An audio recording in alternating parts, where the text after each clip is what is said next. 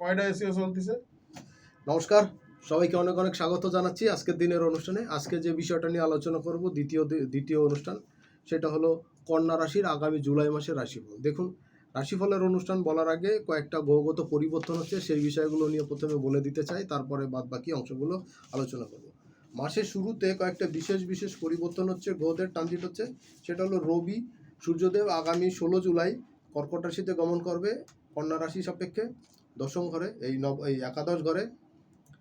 আর এর আগ পর্যন্ত সে তার আগের রাশি মিথুন রাশিতে থাকছে যথারীতি অবস্থায়। মঙ্গল গত জুন মাসের 20 তারিখে সে বৃষ রাশিতে গোচর করেছে এবং পুরো সময়টাই সে বৃষ রাশিতে থাকবে। আফটার দেন সে বৃষ রাশি ত্যাগ করবে অগাস্টের 2 তারিখে। সেই পর্যন্ত সে বৃষ রাশিতেই থাকছে।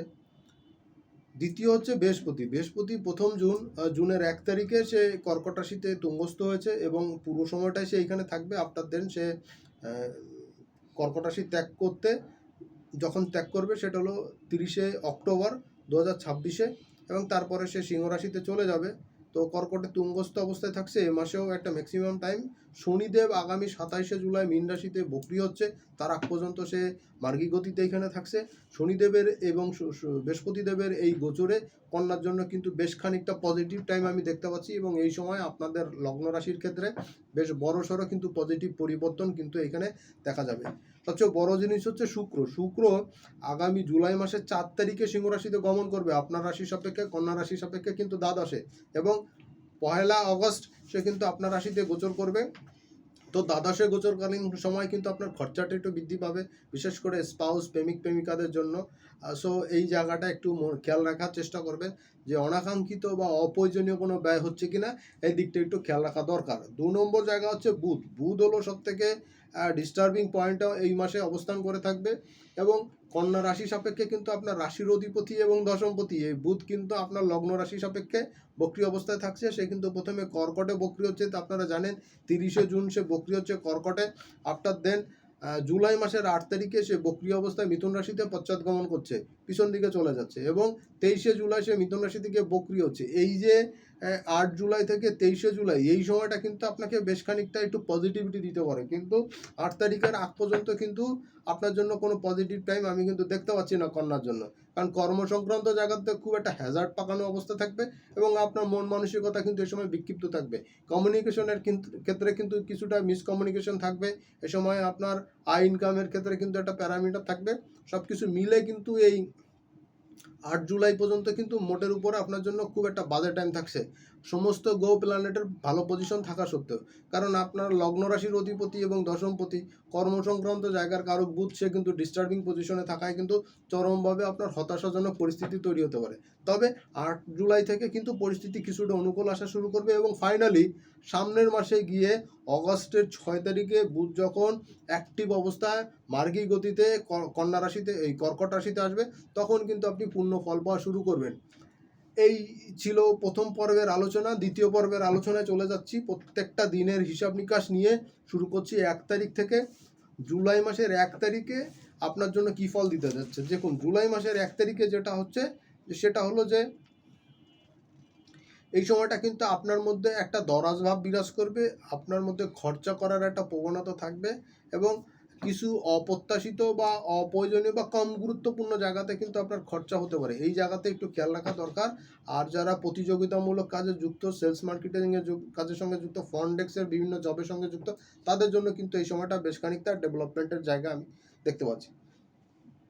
2 নম্বর জায়গা হচ্ছে 2 তারিখ এবং 3 তারিখ। 2 তারিখ এবং 3 তারিখে কর্কটের জন্য কন্যার জন্য কিন্তু আর্থিক ক্ষেত্রে বেশ খানিকটা সাপোর্ট আপনি পেতে পারেন। এ সময় কাজের ব্যস্ততা থাকবে, আয় ইনকামের ক্ষেত্রেও কিন্তু একটা দরাজভাব থাকবে, কারণ আপনার ব্যস্ততার সঙ্গে সঙ্গে ইনকামেরও কিন্তু একটা সম্পর্ক থাকছে। আর সাধারণত দেখা যায় কন্যা রাশির জাতক জাতিকা চাকরি বাকরি একটু কম করেন, স্বপেশা বা কোনো বিজনেসের সঙ্গে যুক্ত হন, সেই হিসাবে বিজনেসের ক্ষেত্রে কিন্তু কন্যার জন্য 2-3 তারিখ যথেষ্ট স্ট্রং সিচুয়েশন থাকবে। সন্তান রিলেটেড কোনো গুড নিউজ এ সময় পাবেন এবং আপনার ক্যারিয়ার এবং আপনার নিজের বিষয় কিছু গুড নিউজ কিন্তু এ সময় আপনি পেতে পারেন।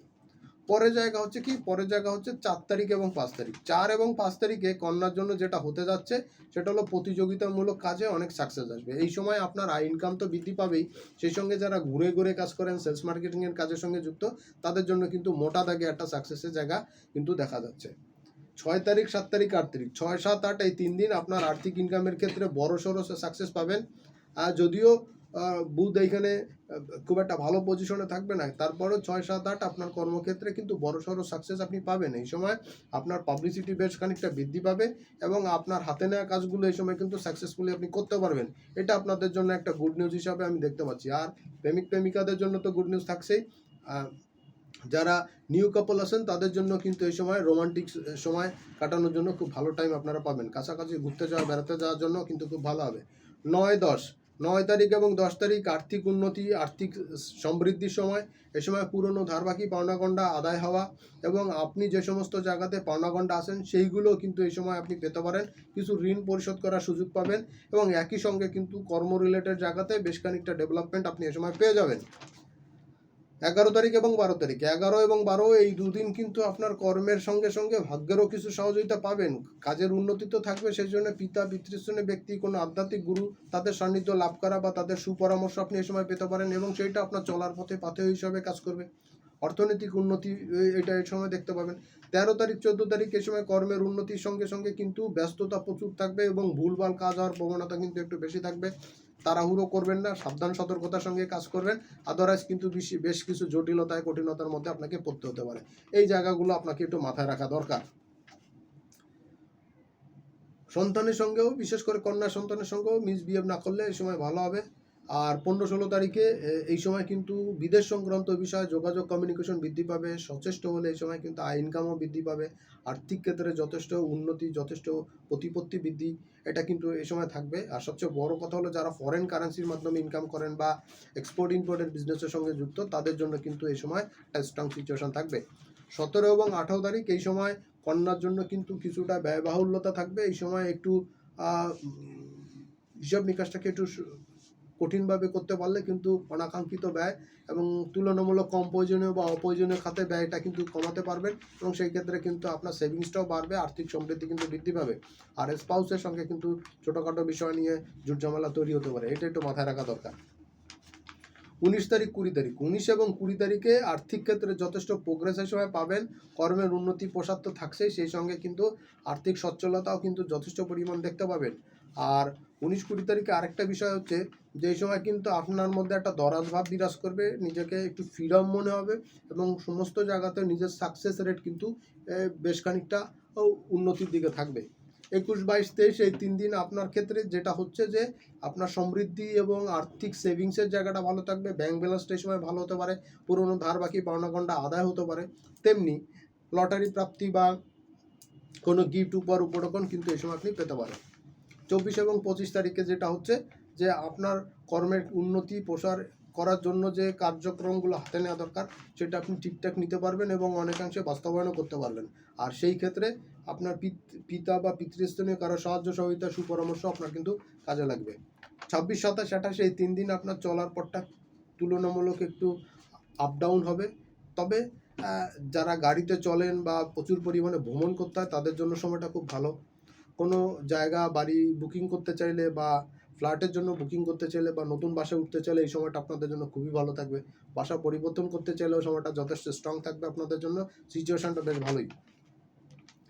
মাসের শেষের 2 দিন 29 এবং 30 তারিখ এই 2 দিন কিন্তু কর্মের উন্নতি প্রসার যথেষ্ট ভালো থাকবে। আর্থিক ক্ষেত্রেও কিন্তু একটা দরাজ ভাব থাকবে। সন্তানের ক্যারিয়ার, পড়াশোনার জায়গাতে এবং আপনার ক্যারিয়ারের ক্ষেত্রে সময়টা কিন্তু ডেভেলপমেন্টের একটা পরিস্থিতি কিন্তু খুব ভালো মতনই আপনারা দেখতে পাবেন, উপভোগ করতে পারবেন। মোটামুটি এই ছিল জুলাই মাসে আপনার রাশি লগ্ন যখন কন্যা, তার ফলাফল, সার্বিক পরিস্থিতি নিয়ে সংক্ষিপ্ত আলোচনা। এর বাইরে যদি কোনো প্রশ্ন থাকে অবশ্যই জানাবেন, পরের ভিডিওতে আমি চেষ্টা করব সেই নিয়ে আলোচনা করতে। সবাইকে অনেক ধন্যবাদ অনুষ্ঠানটি শেষ পর্যন্ত দেখার জন্য। সামনের অনুষ্ঠানে আবার দেখা হবে, সেই পর্যন্ত সবাই ভালো থাকবেন, সুস্থ থাকবেন আর প্রচুর পরিমাণে শেয়ার করবেন। নমস্কার।